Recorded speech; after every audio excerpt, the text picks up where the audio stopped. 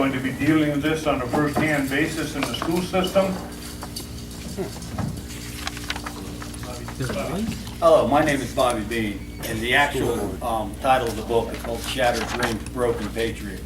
I also worked 3 years in legislation on the bill, the bully bill, back in 2005, 6, 7, and 8, when it passed. The book could go into it. The book's also got a copy of the law itself. But I'm going to give you all just about a 4-minute rundown, what I always use in the Senate. What changed my life, and what our school people need to be informed on. Because we all know that bullying leads to suicides, and bullying is way out of hand in this country. It's an epidemic. We've all been bullied, we've all been bullies, and we've all seen plenty of suicides.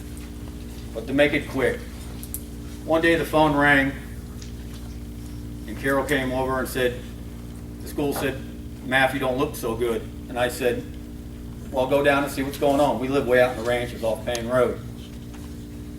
And I went ahead and took the baby, and she took the number 3 boy. Now keep in mind, the boy who's affected is Matthew, 8th grader. There's Greg, the 6th grader.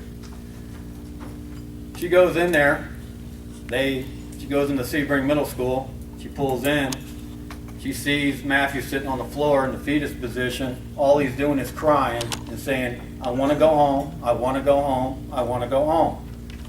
2 teachers picked that boy up and carried him to the car. At that time, you don't know it because I'm just a greenhorn, when they laid him in that car, by law, he's my hot potato, people. They deliberately did that, in my opinion.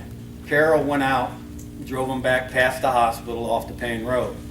When she pulled up to the ranch, Matthew was in full convulsions, vomiting, and he started slipping into a coma.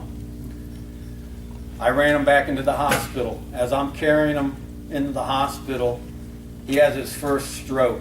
He melts in my hand like spaghetti, just wet right through my fingertips. I run into scoop him up, and I'm running. And the doors open up, and I'm kicked on the second pair of doors. The nurse takes out her pen source light, shines it into his eyes, and she looks at me and says, "He's been like this for hours." I said, "Ma'am, I've only been here 10 minutes. That's all I know." They slip him in the bed A. They checked him for drugs. There was no drug use. Then they started seeing him slip away. I'm holding him in my arms, people, and I'm watching him for 22 minutes knowing that this could be his last time he's going to breathe. This is a heavy decision for a father because I don't know what's going on. He has another stroke. And the little machine goes up and down, and I'm going up and down. There's some stuff I leave out in it with the book of cover. At this time, they went ahead and stabilized him some, and they took him to Tampa. While he was in Tampa, they did put him on life support for 6 hours. He finally stabilized. And on the 3rd day, they bring him back. Now this is when it starts going to get a little weird here. We're on the 4th day, and nobody's telling me that we found out there was a fight on the bus. Okay? Let me go back. She's driving back. Matthew sees a bus. He just starts going hazy in the car. It's his first attack of post-traumatic stress disorder. I've never seen it, but now I'm getting used to it because I'm going to live with it for a long time. We get home. We're sitting at the table. The doctor gave Matthew some medicine, so he's calmed down and he's going to fall asleep. We're sitting around the kitchen table, and I go to Carol. We learned there was a fight in the locker room. And I said to Carol, I said, "That boy hit him awful hard in that locker room, awful darn hard." Well, Greg speaks up and says, "Dad, it didn't start in the locker room, it started in the bus."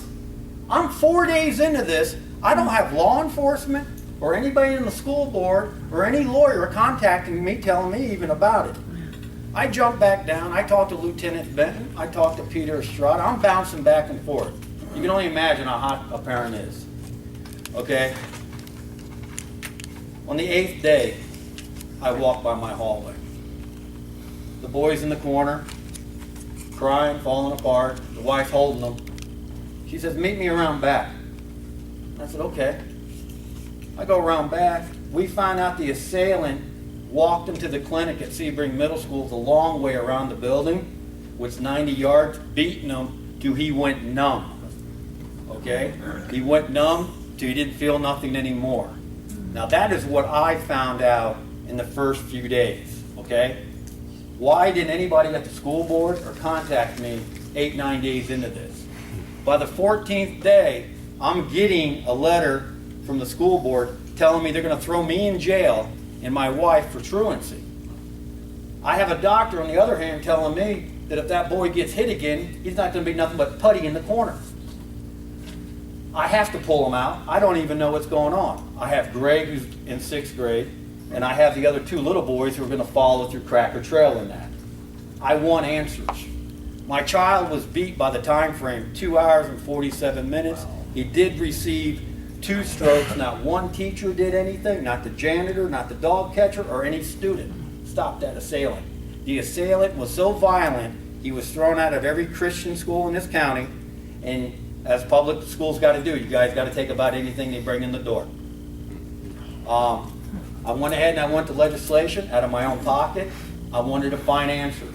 Not one newspaper, Highlands Today, the News Sun, or the Journal down in Lake Placid would cover my crusade up there to find out what happened to my son. The book will go more into that, okay?